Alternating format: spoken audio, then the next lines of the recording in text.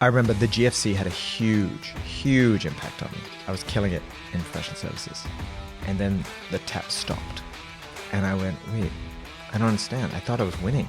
And I thought I was creating value. And I realized I didn't understand how things worked. Would you do an MBA again? I would, but I think I did it for the right reasons. I see the founders rep you and PhaseOne a lot, whenever they have high moments. That's fucking cool. You don't do this type of work to become super successful. I've laid my cards. I'm here for New Zealand. I'll share with you all my failures, everything. I don't want money. Never charged anyone anything ever. Selfishly, that's because it's part of my bigger goal. How did you get into politics? 20 years ago, I decided I was going to do this. And I thought very deeply about what party I aligned with and the values and things like that. And I remember coming back home and going to a National Party event for the first time. I didn't know anyone. What did you learn the most about your time at Canva? I worked very closely with a phenomenal founder who said in a small little room, when we were 20 people, we'd have Canva for print, then we'd have Canva for business. And I'm sitting there looking at her draw these buildings. She was drawing a campus. And I was like, what? You can do whatever you want. Right? I'm a Kiwi who went through that and know that to be true. Hey everyone, Troy Hammond here, and that means you're with us on the We Fucking Love Startups podcast. On today's episode, we're chatting with Mahesh from PhaseOne Ventures. Mahesh is part of the startup ecosystem. He's been part of the New Zealand political landscape over the last couple of years. Really fascinating guy with world experience. And so we ask him lots of questions on his experience being employee number 15 at Canva and the scale experience that he learned. We ask him his experience working around the globe, what he's been doing with PhaseOne Ventures, what he did with the New Zealand political, becoming a national party member for Auckland City, and then what he's going to be doing now. And so really fascinating podcast. Strap in, enjoy it.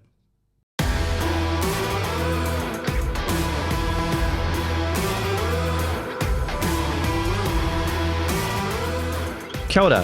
Thanks for tuning in to the We Fucking Love Startups podcast, brought to you by Talent Army.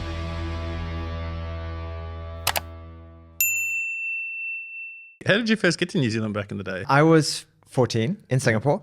The Ministry of Education in New Zealand came down for a roadshow. This is in 1993. And we went to the roadshow and there was a whole bunch of high schools. What about the roadshow that interested you? Great question. So it was starting to become popular amongst families in Singapore. New Zealand? In Singapore. Yeah. That they would send their kids overseas, right, for a high school education, for a university education. And Asian parents, anything that's education specific, they're going to go investigate, right? So we went and checked it out. And my dad, when in India, had done boarding school from a very young age. Mm-hmm. So we went there. Back then he wasn't so aligned with US values. He made a choice to go from India to Singapore as opposed to the US. Yeah. And Australia, New Zealand, UK seemed interesting options. So went to this roadshow and checked it out. And I remember looking at booklets and all of this stuff and, beautiful fields and second 11, third 11, fourth 11, theater, all of these opportunities. And he said, do you want to go? And probably within a few hours, I was like, yeah, let's do this. And so then him and I came to New Zealand, went to Napier Boys High School, checked it out. I ended up staying with a Fiji Indian teacher and that's how I ended up in New Zealand. Wow. Yeah. Singapore to Hawke's Bay. Hawke's Bay, and by myself when I was 14. Yeah. It has that crafted your life? Has 100% defined your life? Yeah. Yeah. I remember second week walking around just getting used to New Zealand vernacular, going, am I a bogan? I remember shedding a tear when Mertz's drop goal shaved the post, on the side.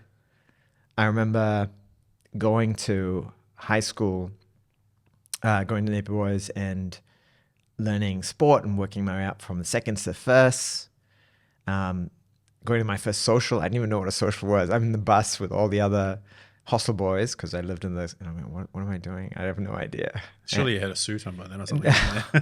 I remember breaking up fights as a prefect, and my my head prefect coming up to me, "What's wrong with you?" Like, I was like, "But that's the job," and they're like, "No, like just like don't get into stuff." Yeah. So I'm very glad, and also like by myself on weekends, all I did was walk to the library in Napier. Like from Napier Boys High School, that was my weekend thing, because I didn't have connections, I didn't have extended family. This is just me by myself in Napier, right? So it was very slow. So it was a lot of time and space for me and Napier. And then I didn't lose touch, but I moved on to Auckland and overseas. Yeah. But now coming back home, having been back home and definitely in the political space, that original 2 years means a lot, because that's what grounded me to New Zealand, right? And that's not an opportunity a lot of immigrants get, because they connect through their ethnic extension, right? Well, for me, it was just this young brown kid who showed up. Journey of self-discovery, right? Correct, in Napier. Yeah. Right? And that's a cool, unique What was it story. like for Napier as a young brown kid back then? Look, it Indian? Yeah. Slightly awkward thing I'm going to say, but I remember I was playing football, and second or third week, and one of my team members comes up and goes, "Hey, you're going to take all the corners, right?" And I was like, "Why?" "Because you're going to put a dairy on it." And I'm like, why would I put a cow? I don't understand. Like what? I don't get the joke. Yeah, I wouldn't have either. I'm an Aussie. It would have been milk bar. Yeah, right. So, and there were slurs all over the place, and but you're a kid, and I'm curious. I asked a lot of stupid questions. I got bullied. Yeah. That I'm very thankful. And what is it? What was it about the startup ecosystem that yearned to you? Because you, obviously, I won't go deep into your background. I know your background. We've known each other, online for years. But you obviously did what most parents don't want their children to do: spend a lot of money on your education and then go into recruitment. Yeah, totally. Yeah, but then you decided there was something in this, and you obviously decided to found your own startup. What was it? Was it something that was broken? Was it passion? What was it that sort of you pushed you into that industry in the first place? A few things. For me, creating value is really important, right? And directly creating value. And in larger corporates, when you're part of large teams, it's not clear how you're making a difference to the customer. I'm not someone who's comfortable deluding myself. That story I'm not comfortable with. Yeah. I need to be able to see, I do this, I make this person's life better, and that's my personal story. My professional story and my personal story are completely intertwined. For me, it's just one and the same, right? So I remember the GFC had a huge, huge impact on me, right? I was killing it in professional services. And then the tap stopped. Yeah. And I went, wait, I don't understand. I thought I was winning, and I thought I was creating value. And I realized I didn't understand how things worked. And then I did an MBA, got into strategy consulting, and it was still the same thing. I was like, what's the difference I'm making? Would you do an MBA again?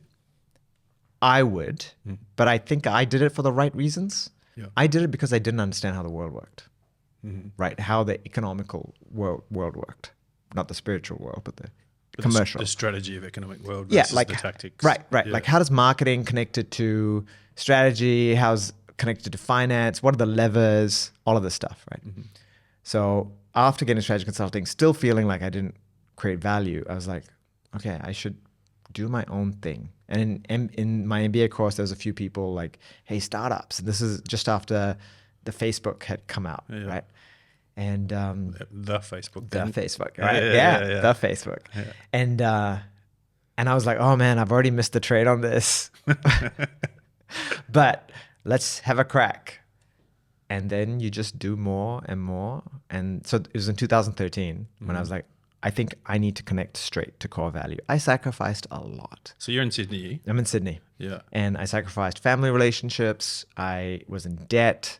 I didn't even pay my last semester of my university fees in my MBA, so I didn't graduate my class. I'd sleep in halls. I was very lucky. My partner supported me to a certain extent. And I worked so hard, but that was the reason why. And recently I've been thinking about the word sovereignty.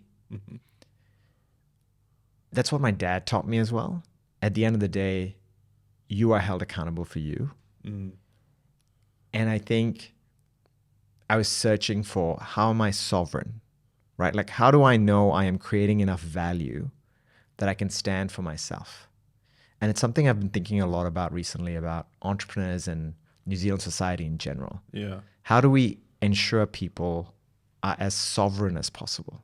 Like you got you, right? How do we set that up? Right. So so that's how I got into startup land. Yeah. Awesome. And then you were pretty lucky and joined one of the most successful startups to come out of Sydney or Australia, if I'm honest, in Canva. And I think that's when we first met back in the day. That was obviously a wild ride. I'm interested to talk to you more about like what you learned and then brought back into New Zealand than I am to talk about the Canva ride. Like, I've had some folks on from Canva on the podcast before, but what I want to know, like, what did you personally learn the most out of that? Like, because you were there early, right? And you were like one of the first leadership team, early HR recruitment. What did you learn the most about your time at Canva? Yeah. So importantly, I'd been a founder before, right, for a year and a half. So I'd built a product, hired people, set up equity, done the whole shebang, right? Yeah. Unsuccessfully, or not to the levels required. So I knew how the whole thing worked. Yeah. And I came on board as a generalist, solving all kinds of problems, marketing, growth problems, a range of different things. And then started working. What number were you? 25. Yeah. Right. And now it's 4,000. Yeah. Right? You asked, what have I learned? Most importantly for New Zealand, that you can change the world. That is the single most important thing. From a small city in New Zealand, you can build a product that changes the world. This is my truth. Well, you saw it firsthand, right? And they were in Perth back in the day, right? There was Fusion Books, and then they moved to Sydney. So like, Perth's a tiny little town. Right? And this is, to be honest, the most powerful thing for me when I go to University of Auckland, where I studied, and any other young Kiwi entrepreneurs. I'm like, I'm you, man. Like, I'm you. Like 25 years ago, I'm not a TV show. I'm not like a movie. This is my story, right? There are hundreds of people who have done very well because of Canva, right? And this is a real thing. I worked very closely with a phenomenal founder who said, in a small little room, when we were 20 people started drawing pictures of buildings and said, we'd have Canva for print, then we had Canva for business. And you said founder then? Founder, co-founder. Melanie Perkins. About Melanie in particular, yeah. I'm definitely talking about Melanie. Yeah. And I'm sitting there looking at her draw these buildings and going, wait, what are you doing? And she was drawing a campus. And I was like, what? And I think it's like $1 billion in profit and $2-3 billion in the bank, you can do whatever you want, right? And that is I think it's the most powerful thing I bring to the table, right? I'm a Kiwi who went through that and know that to be true. Yeah. And I'm very genuinely going, this is not crazy. Yeah. This is not like some sort of like. I want to dig into this, right? Because I'm very passionate about this as well as you. I've seen firsthand so many successful startups in the States, in Australia, and New Zealand. I've been lucky to be, on a ride with a lot of them as well. And you see this first-hand belief. You see the people first, and you go, holy shit, it's literally something in their brain that's just like, yep, I'm going to fucking go after this, right? I don't care what happens. I'm going to go after it. And you believe them, right? But in New Zealand, we definitely don't seem to think that big. I don't know why. Like, we talk about tall poppy a lot here in New Zealand. We talk about not having our own success stories. The reason why I've set up this podcast is purely that I want Kiwis to see other Kiwis doing really well, or to see them on their journey to do really well. And so I'm really passionate about this as well. And I think you hit the nail on the head, you know, to go after the world, right? To go after it. And how do you think we can change that? You need role models. It's why I created PhaseOne, right? Like I didn't care about the startup ecosystem. I just did my own thing. The Australian and Sydney startup ecosystem was nascent in 2013, right? We were all new at everything. Yeah. But now there are hundreds of students coming out of University of New South Wales and University of Sydney going, I want to be Mel. I want to be Cliff. I want to do that, right? It's a lot noisier, which kind of makes it a bit more challenging as well in certain ways. But it's that role modeling. So how do you... Do they have university, like entrepreneurial courses now in universities? And more than that, you have small clubs, student clubs that are like small communities that are like, hey, we're pushing, because they can see that there's a pathway. So forget about the university, they're self-forming, right? Like, and they're researching, and these intense communities are important. So the Canva founders, the Safety Culture co-founders, the Culture Am co-founders, and a few others, they knew each other. And you could see there was a tight, and same thing that's happening with PhaseOne. There's a tight group of people, of community, like you see each other pushing and learning with each other. And then you start, that group starts to like, oh, if they can do it, and they're putting those extra hours. What? They spoke to 80 investors? Okay, maybe I need to do that too. Like, you got to just push. And today I was on a call, and one of the founders, one of my weekly calls, one of the founders was sharing how much challenges they were going through their personal life, and how the startup was actually the fuel that was keeping them going. And one of the other founders was just listening and going, man, far out, you're going through that? I need to like get over myself and just move, right? So it's those communities. And you need a few of those people really reaching, right? Like, so Minkyu, Jung, who's now the contract AI solution, Ivo, he was in the paper last week, where he's now had one of the premier early stage pre-seed VCs invest in them in the US. So the PhaseOne group is like, wait, whoa, that's possible? Yeah. Right. And I think you just need to nurture like these small people who've been there, done that, getting involved and just giving a lot of economic value. That's how I know how to do it. Yeah. That's worked. That's how Y Combinator happened. Like people who've actually seen stuff sitting around the table and going, all right, I'm going to nearly for free just pass on a whole bunch of value, how this all works, and I'm going to hold you accountable for a while. So people that don't know what PhaseOne is, like how would you describe what PhaseOne Ventures does? Yeah, so it is primarily an early stage founder community. That's what it is, right? I started in a living room. I was living with Mark McLeod-Smith from Halter, and I smiled because he used to laugh and say, look at all these kids that are coming and joining and sitting down with you. I think he was just a bit jealous, to be honest. Yeah. Like an episode of Silicon Valley. Yeah, pretty much, right? Like literally there'd be a beanbag. I'm not kidding. We'd sit down, and every Thursday, 20 people would come into this living room, and I would do strategy sessions. And then I would catch up with them regularly every 2 weeks in small groups. That was the PhaseOne community. Yeah. And all I pushed was, do you know your customer? Do you know your customer? Do you know your customer? Do you know the problem? Do you know the customer? And I was militant about, that's all, that's the only thing. This, that, and I would give them space. I would answer problems. I'd be there for them personally. I'd do all of this. And what started off with just 2 people, 3 people, 4 people, 5, 10, 15, 20, it became close to 30 founders. So that's what it was, and that's what it is.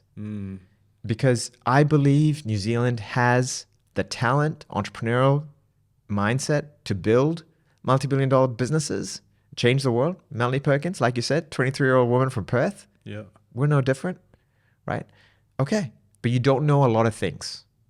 I'm going to pass on a lot of things. And I'm going to help the foundational And that's stuff. something that Mel did really well, right? Is that she had really good advisors from day one. She was constantly seeking advice from people like at Google and other places, like really early, right? Yes, but in my opinion, there's one more thing before that happened.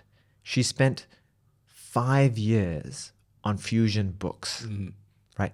My value, the success I've had, is built on the fact that Melanie Perkins and Cliff Verbrecht, from the age of 18 to 23, learnt startup by building this clunky old tool called Fusion Books, which was designed for high school yearbooks, and she built a vision, a very powerful, clear vision. And she spent 5 years getting that clarity. And that's what I did for the PhaseOne founders. I was like, you don't need money. You don't need this. Go take your time with the customer, the problem, and the market. And I think the safety of someone who'd been there, done that, the safety of a community, then allowed them to like, okay, we'll just take our time. We'll take our time. And so that's that Melanie had that. Yeah. And then she did all these hundreds of pitches in US, and so she really did her time. So it's building a community that allows you to this is not how a startup works. Yeah. It's that time. Well, they're all overnight successes. Correct. They just had 5 years. Correct. Right. Yeah. And we have a fund adjacent to that, which we're closing out right now. Yeah. But it's a fund for a pre-selected portfolio, which has had free economic value passed on to them over the last 2.5, 3 years, right? And the founders trust me. I'm there for them. They're very personal and important to me, and I need to start to let go soon. I see that online with PhaseOne. Like I see the founders rep you and PhaseOne a lot, whenever they have high moments.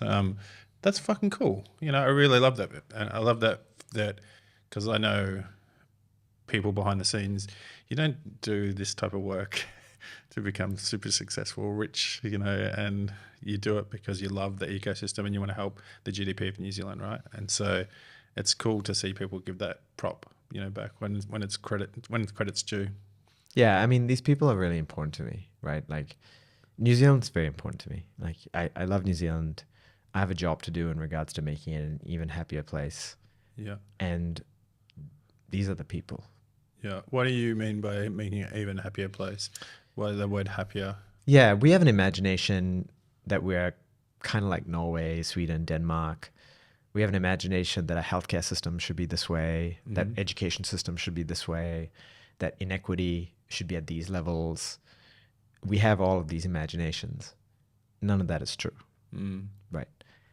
That when that starts to become, when we start to really move on that pathway, that's what I define by happiness, right? We can actually segment it into where do people have wonderful access to healthcare? Do people have the top 5 access to education? Do we have safety, security? Is inequity being addressed long term? I think you can like write an equation for what could be happiness for a country, right? Before we get into politics, Yeah. How did you get into politics? So like, obviously this is something that is a part of your life now, one of your chapters now. How did this come about? Yeah, 20 years ago, I decided I was going to do this, Yep. right? So I knew that I was always going to do public service for New Zealand. So when I told my wife, I think 12 or 13 years ago, when I first met her on our second date, hey, she's Aussie. Yeah. And I said, I'm going to be running for parliament one day. I'm going to go back home and I'm going to give it a go. And New Zealand was home? Yeah, 100%, right? Yeah. And I said, so don't do this unless you're okay with that. She didn't take it seriously. Was that you asking, do you have any skeletons on your way? No, I am an open book. I feel safe when I share my stuff. So then you're not surprised about it, right? Yeah. So I told her that. And then 5-6 years in, I was like, hey, by the way, so this New Zealand thing, got to start planning. She's like, what are you talking about? And I said, well, I told you And she said, well, I didn't take it seriously. I'm like, well, I told you. And got to a point where I'm like, hey, I think I'm going to go. Like, you should come, which was not the right thing to say, by the way, to your partner. Were you married then? Yeah, we were married, right? She's like, you're not articulating this well. Yeah. You should be, how do we do this, right? So I was going to do that. And I came back home and I thought very deeply about what party I aligned with and the values and things like that. And so I decided like I was aligned with the National Party because of the values, etc. And I remember coming back home and going to a National Party event for the first time. Like you have to find out where these things are, then show up, you become a member, you show up. I didn't know anyone. I didn't know anything. This was like 3 years ago. And one of my university buddies from who I was in hostel with was there, just completely random. Man, I was so glad. I just like stuck next to Cam and I didn't want, like, I don't know who anybody is. I don't know what's going on.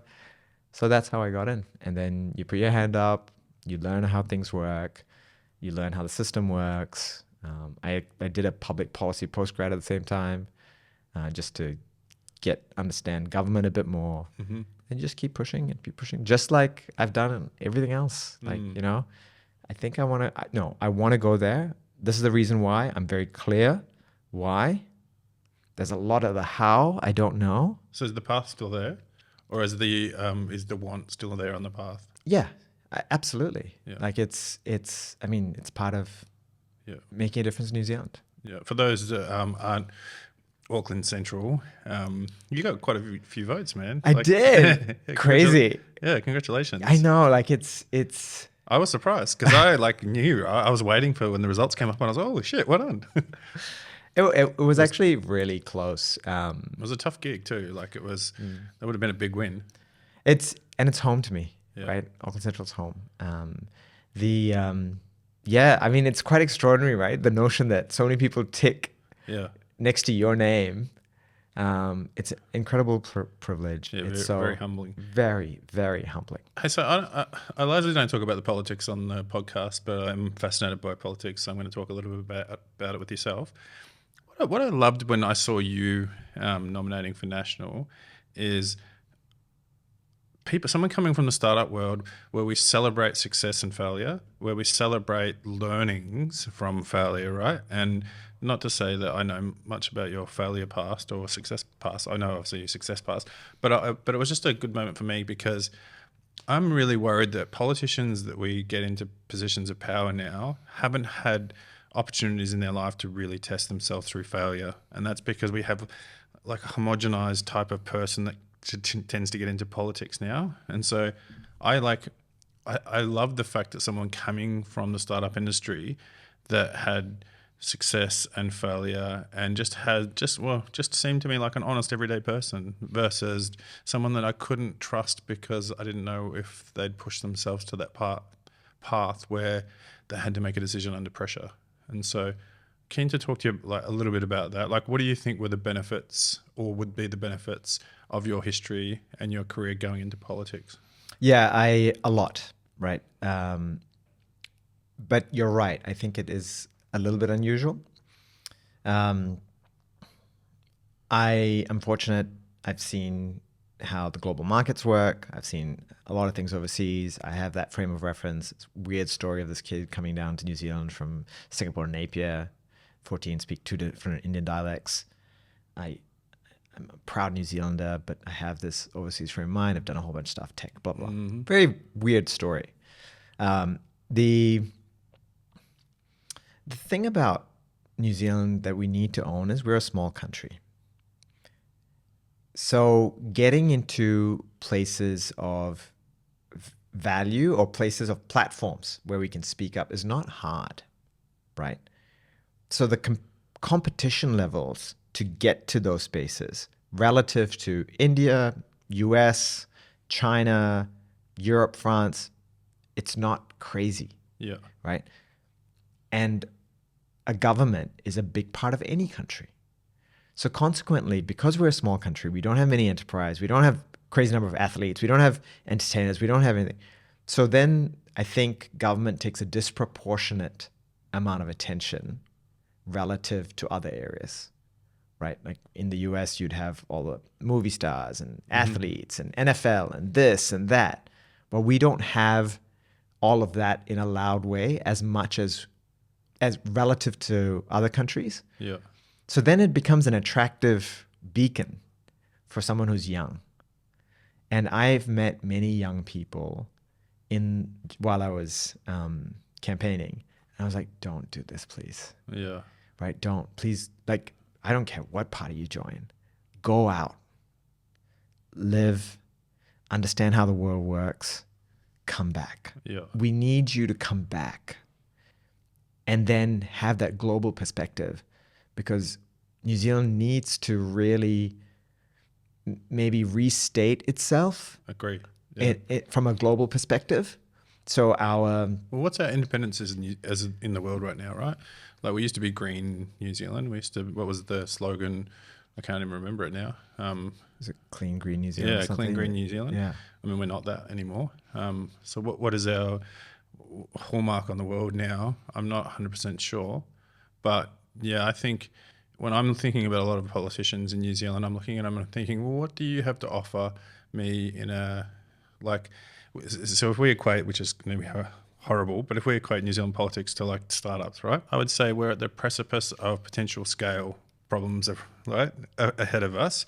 Who do you want in the room with you when you've got potential scale problems that could go left or right? You want people that have solved problems before. You want people who have strategic thinking. You want people who have critical thought. And so politicians, I see a lot of them, I just can't get behind you. Like I don't have the trust and faith that you have the diversity of experience to make a decision like that.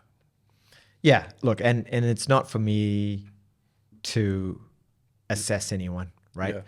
But I think it's okay to say that more people with global experience who've done stuff, forget about global experience, who've just done stuff, who failed, right? Then they understand what are the compromises. Yeah. It becomes more ideals, less ideological, more what are we actually here to do than just like activist, which is relevant. Yeah. But we're a small household. Yeah. We're a small little household. We can't have too many shakes. Mm-hmm. Like we're not, again, big countries, we can run like crazy social experiments. And if one part of the country is like on fire, the other country, no, like we're a small thing.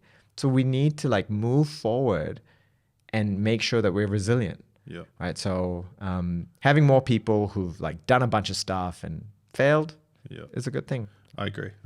Obviously I started the point there, but for me, as an Aussie, right, if someone who's lived in New York, London, Melbourne, Brisbane, I probably wouldn't put Brisbane in the same category, but wow, I come to New Zealand and we shoot down politicians for making a mistake 30 years ago when they were in university, or we do this, and I'm like, like people are going to be too scared to go into politics now. You're going to get this really weird homogenized person that has never made a mistake in their life because they've been too scared. And so I think the fear of failure in government, be it in technology, in people and everything, is so extreme that everyone's so worried about the front page of the newspaper. And I had a chat with someone who was at Drew Broadley, if you've ever met Drew. Yeah. Drew, startup ecosystem guy, he founded a startup called Common Ledger that's going now, and then he had some other things. He went into data ventures. I think he actually founded data ventures. Yeah, right. The public service. And he said something to me. I was having a beer. He doesn't drink, I don't think. We were in a group of people, and he said, we were talking about the front page news thing, and he was like, yeah. He goes, I tried to flip it on the head when I was at Data Ventures. He said, I try to get my team thinking about, we want to be on the front page of the newspaper. So let's do something really cool so that we get on the front page of the newspaper. And I walked away from that meeting thinking, that was really fucking inspiring. Like that's changing the narrative completely to let's get on the front page of the newspaper. Because every time I speak to someone in government, it's the complete opposite of that. They're scared about the newspaper. So yeah, interesting. And I think it's a tough one, Troy, because at the same time, the reason why a large corporate is never going to be a startup is because they have to manage risk, right? Whenever banks used to go, hey, we're going to be a startup, I'm like, no, you can't. Like, you shouldn't. Yeah, you shouldn't, right? In the same way, a government shouldn't, right? But if you have more and more people in there who've experienced a bunch of stuff, perhaps more courage and conviction with well thought out like programs of work will come through. Yeah. Right. So there's a balance. Well, I mean, largely, right, you, as a minister, you're not doing the work, right? You're making the decisions, or you're being held accountable for those decisions. And so I think it's about people who have the ability to make the right decisions, right, which is what it is.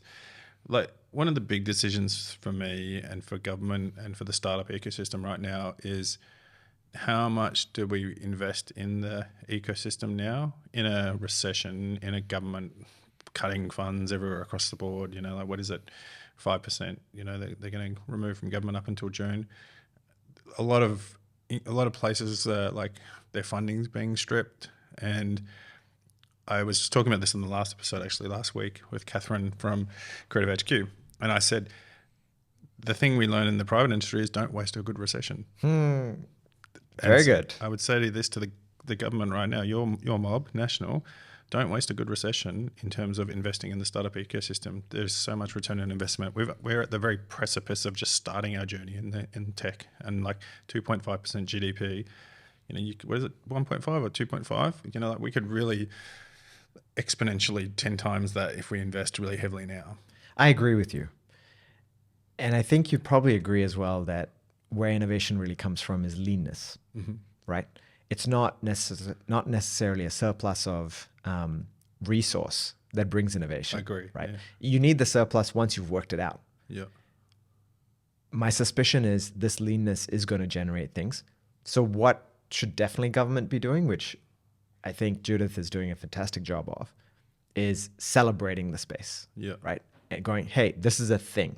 Like, dear New Zealand, rockets are a thing. Like it's nuts, right? Like it's crazy how fast it's come, right? Right. Yeah. It's nuts. Like, I mean, I was intimidated when I walked into Rocket Lab and met Peter for the first time. Like, whoa, man! Like what? Like you thought you're gonna build a rocket company in the US? The capex for that is just nuts, right? And but celebrating, pushing, right? Like we got to go there. We're limited resources. There's going to be different avenues, different channels. How can we help? Not necessarily pumping money, but how can we connect the right people, the knowledge, and do we say that this is important? Which the government's definitely started saying, and I'm pretty sure it's going to start doing more and more, right? So funding, I think the appropriate like tax rebates for R&D projects. I made a comment about how we can work on equity, allowing for more people who've seen scale, immigration. These are things that you do to set up, like nearly to plant seeds in the ecosystem so that they can grow, right? Not necessarily money straight away. It's more like, can we set the scene? Well, I'm not talking about like investment dollars, right? Like, or grants per se. I'm talking about investing in the ecosystem to plant the seeds, right? Like the little things, right? The companies that have spun out of government departments with like KiwiSass and all these little things, right? How do we look at enabling some of these companies to be more successful rather than just cutting their funding? And don't get me wrong, as a New Zealand paying tax citizen, right? What did I say? A New Zealand tax paying citizen. I think I look at the way the public sector is, and I'm like as I'm recruiting a lot in government at the moment, some of these people, I'm like, you probably shouldn't be in this role. And I'm, like it's bloated, and so I get it, and it's unfortunate. And some of the really smart and really amazing people are going to be made redundant, but also some of the roles that I've seen are like, they shouldn't be there. Like it shouldn't be there. So I think with leanness comes innovation. This will happen to create more innovation back in government again, because people will feel like, okay, we feel pressured. We've got to get this done. We haven't got as many people, and all of a sudden good things come out of this. And so I think there's good things that will come, but I'm worried that we don't invest in the startup ecosystem now when we've got an advocate like Judith, in play, then it could be poor for us. Troy, I'm pumped. I am pumped. I'm pumped. We're having this conversation. You are, so there's all these signals, right? Like the fact that a person's started a podcast, we're talking about this. There are more and more of these green shoots happening. And as long as we support a group of founders and entrepreneurs, and we said them, I tend to then trust the markets, right? Okay. As long as they get to a place where they build a loved product and are thinking globally and have vision, okay. Once you're there, the market will start pulling you, and then you'll pull all of us with you. Yeah. Right. So just need to help a whole bunch. I mean, there's a few now, right? Tracksuit, Halter. There's a whole bunch in phase one that are coming through. It's partly in Christchurch. This is legit. Like, things are moving. Yeah. So I'm excited. Oh, yeah, I think so as well, right? And I think, like the GFC created a lot of really amazing, successful startups, scale-ups that got acquired and that had really good exits. And I think this recession will create some really good startups, and it will definitely force people to start thinking about product market fit again. It'll force people to start thinking about sales and revenue earlier, and it'll force people to think about the problem that they're trying to solve a lot more and say, like, am I validating this versus I can raise $5 million tomorrow off the back of a napkin. It's exactly right. And I think I'm of the personal opinion that money is not an issue, right? Like, for startup founders, because if you notice, there's more and more money going to venture. Like the piece around building a world-class product and it scaling globally, that whole economic system is maturing more and more and more, and just broader systems are trusting it. So there's more and more money flowing into that thesis, right? Okay, so you can access money. So just get to these places where you have clarity of vision, clarity of problem, clarity of customer, clarity of market. How do you do that? Like, so you imagine our listeners are sitting around your lounge room right now on the couch. You've got the whiteboard up and you're giving these lessons that you're giving at phase one. Like, how do you have clarity for your customers? It's really simple. You have to target the US customer because they're the largest, most homogenous, high-paying customer base from day one. Yeah. Do 100 interviews. Read a book called The Mum Test. And the MUM test. Yeah, that's right. And just do 100 interviews of a specific niche. That's all you do. Yeah. And you have to be methodical, militant, etc. Go through that, right? Somewhere around this is painful because you don't feel like you're winning. How long are these interviews? Like an hour, etc. Right? And you don't know how to access them. You don't know who to hit up. So it's a windy road. Yeah. Right. As you get to 40 or 50 of these interviews, and not a solution. The question is not a solution. It's, how's life? Dear financial controller, dear HR director, dear single mom who's a nurse with these problems, how's life? What are your problems? What's happening? It's just an open-ended question to understand their story. You're writing it down, and then you're just forming powerful themes. The great founders who do this, somewhere around the 40th or 50th of these interviews, and what I just said takes about a year and a half to do because there's so much noise, they're distracted with so many other things. But when they finally do this, around the 50th interview, they're like, I know what you're going to say. I know you. I know your problems. That's what Mel got to, right? With Canva, she knew the person who was trying to design, who didn't know how to design, who was trying to access design, she knew their problems, their frustrations, their pains, their anxieties, how the workflow went. You do that, and separate two other things you need to do. The second thing you need to do is understand your personal why. You need to have a genuine, real conversation with yourself around what is the glitch in your system that is going to put you through so much heartache, right? Because with the success of a startup, you accrue huge amounts of power and capital. Are you going to build hospitals? Are you going to give back to your iwi? Are you going to change New Zealand? Do you want 10,000 boats, which really won't work because that's not a good enough reason to go through all the grind. But what's that personal story, right? It's like Mel wanted to make the world a better place, which is why she donated $16 billion 2 years ago, right? So what's that personal? You got to understand that story. And lastly, you need to learn how to raise, right? There are some mechanics and some things that you need to do. Understand what is the venture system? How do they think about capital? How do they think about returns? What is the relevance? What's out there? If you do those three things, which none of that needs money, right? most importantly, it's that customer. That's it. So thinking about understanding the customer's problems will give you the idea of the product to build, which will lead you to raise the right amount of money, which then Mahesh signs off a successful company. Correct. You know what's so the way I assess who's going to win, it's very different, right? So a venture capitalist has to their job is to return funds. That is their job. Yeah. Just like a bank, right? Like you've taken some money and you got to return it. Like if that's not your first priority, the economic system starts to collapse, right? Because then people won't give money, etc., right?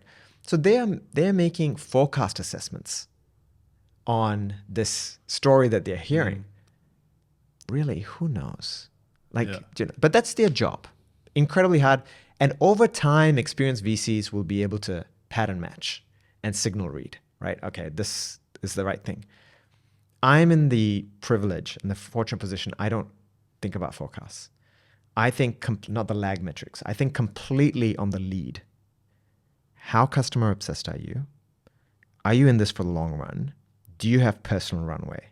Right? Those are the lead indicators. And then I go all in on assessing that lead. What's personal runway to you? 2 years. Yeah. So right. They need to have the financial means to be able to take 2 years off work and commit to it. Or do a part-time job or whatever it is. Because you are seeding value through that. With phase one, I had an open door policy. And I would sometimes beg and plead founders to please go back to the whiteboard. Because that you need a little bit of sunk cost to, okay, I'm going to do this thing. But if you have too much sunk cost around your solution, you will never go back to the whiteboard, which was what happened with my own startup, right? You're convinced this is going to work. And so many founders in the phase one journey I've met, and I'm sure that some of them will be listening to this, I would beg and plead, please, I will work with you. Let's go back to the whiteboard. Do those 100 interviews, right? But you're so personally invested, right? Correct, right? And the phase one founders that are winning right now in this community are the guys who were, okay, if I have a problem, the person I turn to is my customer. As you're saying that, I'm thinking in my head, I'll talk you through what I'm thinking, right? I'm thinking the average Kiwi that goes after something as a founder, right? They're a little bit crazy, the average founder, right? They're a little bit crazy. Most people, 90% of people in the world tell them, you probably can't do it. You probably won't be able to achieve it. And so they take that information, and they run with it anyway. And they just go, fuck it, I'm just going to do it, right? I have to do it. And then, so they get to a point where they've committed so much, there's a social pressure, that comes into play, that everyone told them that they would fail. They don't want to admit that they would fail. And so when you were talking, I'm thinking in my head, having other founders around me when I have to make a massive decision like that feels so much more equitable, or feels so much more empowering is probably the right word to describe, to go, wow, they would be a lot more empathetic to me to say, yeah, let's get back, let's help you get back to the whiteboard, versus me doing it on my own. And so there's something in that for me straight away, as you're talking, that I definitely feel that, and I feel the emotional levels of that. And so that's hard though, man. How do you tell someone, I don't like your baby? I'm straight up, right? I've laid my cards. I'm here for New Zealand. I'm here for this thing. This is my background. I'm super vulnerable. I'll share with you all my failures, everything. I don't want money. I've never charged anyone anything ever. Okay, that's a bit confusing. Yeah. Wait, you're just giving. Okay. So then they have allowed a deeper relationship, deeper trust. When they call, I pick up. When I email, when they ask me a question, I'm always there. And selfishly, that's because it's part of my bigger goal, right, for New Zealand. I need these guys to win. Yeah. I need these guys to win. How do you sustain your lifestyle though, right? If you're not... I'm fortunate because of the Canva equity, right? Because of my success in startups. Yeah.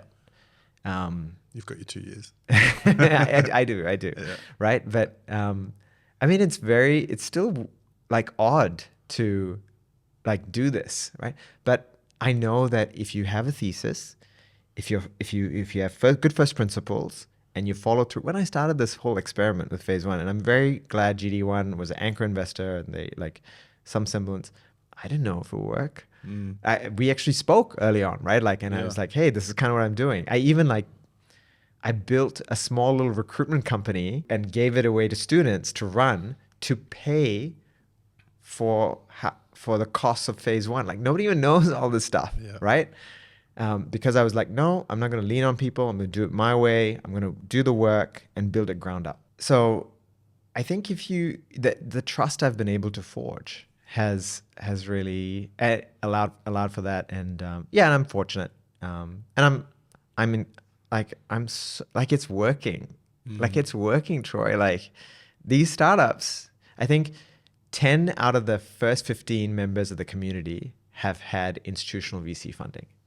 That conversion rate is nuts. That is good. Yeah. That's like Icehouse, Airtree, GD1, Blackbird. Wait, what? And there's some good names in there, man. Yeah, man. Yeah, power to you, man. There's some definitely good names in there. Hey, I'm interested in talking about your Indian heritage, right? I know you've been doing a bit of work with going back to India recently and thinking about the ties between India and New Zealand. One thing that I think if you're not blind right now, you will see that a lot of the best companies in the world right now are being run by Indian like immigrants, right, that have moved to a country in the tech startup world, especially, right?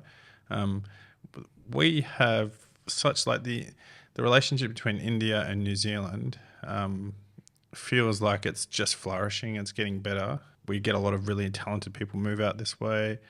The nuance of tech in India is huge. How do you think we can increase that relationship?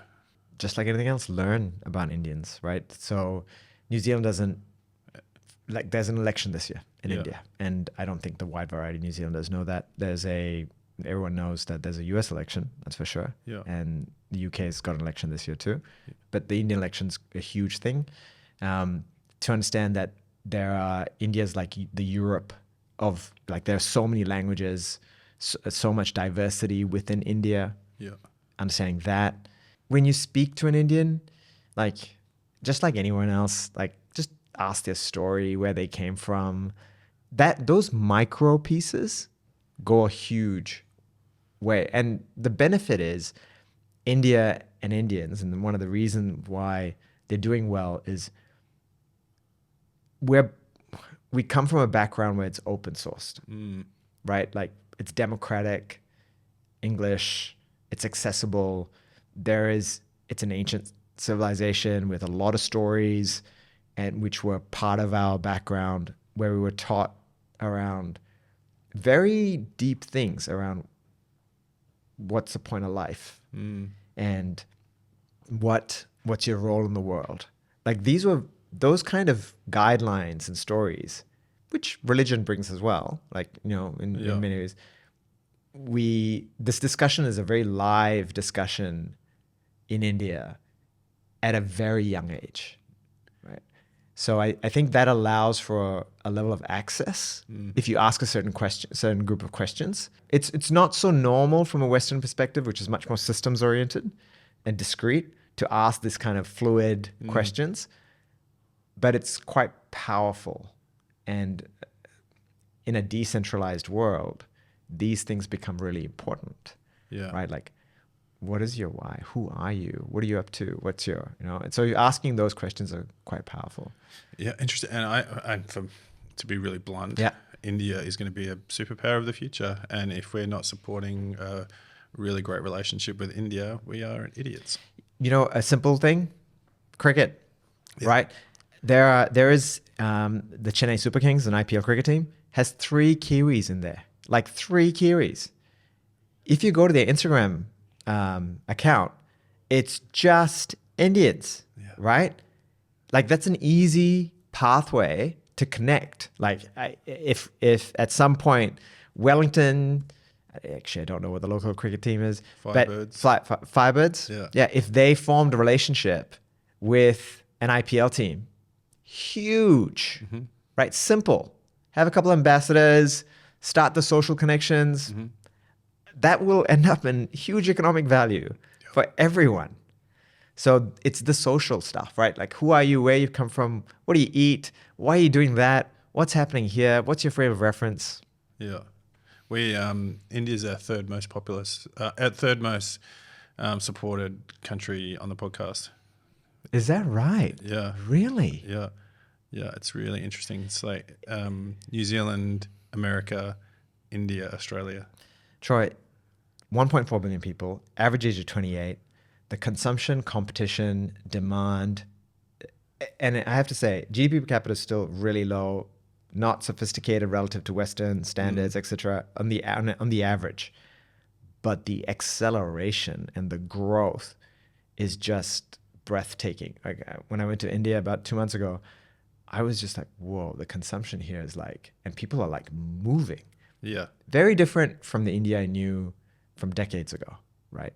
If you walk through India, there's just like kids everywhere creating content. Yeah. Like and I'm like, what is this? This is amazing. Yeah.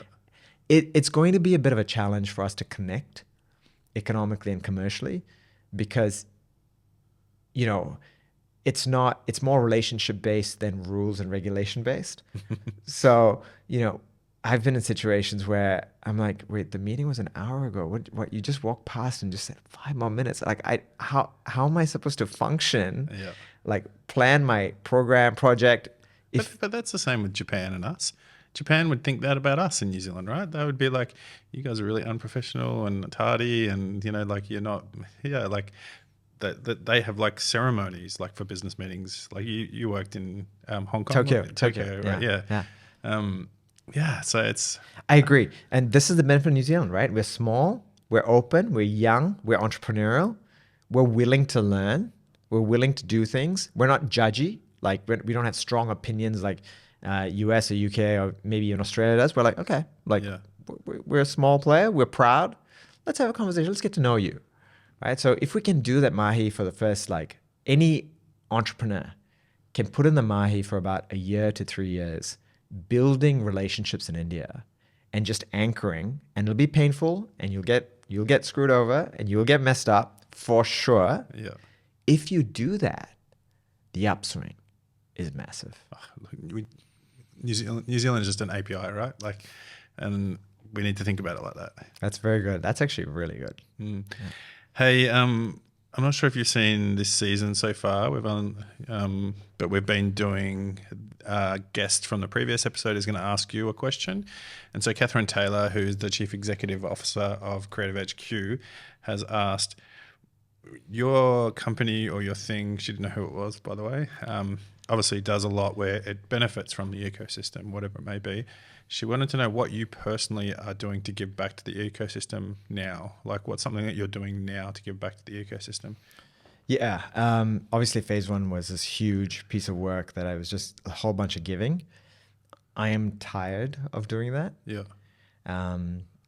Because it was emotional. I can imagine. Yeah. It was very private and personal. But I go to the university now and lecture. I'm still trying to find ways. I'm working with the likes of Creative HQ, Ministry of Awesome in regards to, hey, this is... Are you on that startup Aotearoa? Yeah. Are you one of the mentors there? Not one of the mentors, but I've been part of like those early conversations and things. And I think the biggest thing I can do is I'm going to be honest within the ecosystem and within the founders, right? Honest, these are my goals. This is what I believe the country needs. I don't care about signaling. Yeah. I'm not impolite. I'm not going to be offensive. But if we're doing something which is not going to like help our founders play global games if they want to, I'm just like, I don't understand why we're doing this. Do it. Yeah. Don't waste your fucking time. Yeah. If I walked out to 5 people in the street right now and said, oh, you know, I'm getting Mahesh on the podcast, right? And I don't know the return I would get, but I imagine the ecosystem would say something along the lines of 3 people go, yeah, I've heard of that guy, does some really good things. 2 people might go, some people suck from the industry or suck from the ecosystem. What are they doing to give back, right? And so, and that for me is like, A lot of people don't really know what's happening behind the scenes. B, there's some people that you just know are doing good things for the industry, and there's some people that you just know shouldn't be in roles like that where they're ambassadors for the industry, right? They shouldn't be. They haven't had success. Anyone that has been at employee number 15 in a startup that's grown to that, the knowledge that you would have would be exponential. And so I get it completely, just because I've been through so many stories myself where I've been in virtual employee number 3 or 15 or whatever it is, and gone through it myself, and the knowledge that I've picked up has been exponential. So there's a lot of influency people in our industry. To hear you say, I want to be honest about it and I want to be like value driven about it is refreshing. I think that's great. I think your voice is something that we need to get back into the ecosystem. So you say you're tired from it. How do we keep people like you in the ecosystem? That's a really good question. I think you bring more, right? You bring more and you give space. Get a substitute, right? Yeah, exactly right. Yeah. Exactly right. Like some critical mass, right? Yeah. There's a guy called Jay Ganesh. He's in Auckland. Yeah, I love him. Yeah, you know, right? Yeah. He is one of the first engineers in the Android operating system. What? Yeah. Are you freaking kidding me? And he's married to a Kiwi. He loves New Zealand, walks around with all black jerseys all the time. We need to push these guys forward. Yeah. Right? There's a chap from, there's so many people in Auckland, right? So I think not just Auckland, they're around the country, right? Right. So what you're doing is exactly it. And we just keep talking about it and talking about it and talking about it. And it pierces through. I was working out, I landed in Wellington. I went to Les Mills straight up because I couldn't check in. And I was working out. I had my Napier Boys high hoodie. This guy starts speaking to me, this young guy. And he just randomly was like, oh, you're from Hawke's Bay. And we started chatting. We ended up having dinner with me and Nextwork. Amber Joseph was an amazing founder who you should meet. There is Melanie Style Vision. Amber Joseph from Nextwork. And we all went for dinner. And now this other young Kiwi heard these stories. And he's like, wow, this is legit possible, right? So we just do it. Step by step, we pull it. And at some point, the critical mass starts picking up. I think that's how it works. I love that. And I hope so. What's the question that you would ask the next guest? So I won't tell you who they are. I won't tell you what the industry is. But what question would you want to hear from someone? I would ask them, paint me a vision for New Zealand in 20 years. Interesting. Knowing the next guest, that's going to be a good question. Yeah, excellent. Mahesh, it's been wonderful chatting with you, mate. Thank you. Really look forward to seeing the next chapter of your story, whether it be back in politics again, whether it be founding a company, whether it be running a fund, whatever it may be. I think we need more people like you. And so thanks for sharing space. No, thank you, Troy. Thanks so much for having me. Thank you so much for coming on, Mahesh. That was a really fascinating, interesting conversation. I felt like I could have talked for another couple of hours there. Really, really, really cool chat. Lovely guy. And so I hope you enjoy it. Please jump down, like and subscribe, share it around, help us to continue to build the audience so that we can keep giving you these amazing podcast guests. Until next time, I'm Troy Hammerman, and thanks for tuning in. This podcast is produced by John O'Tucker from Empire Films.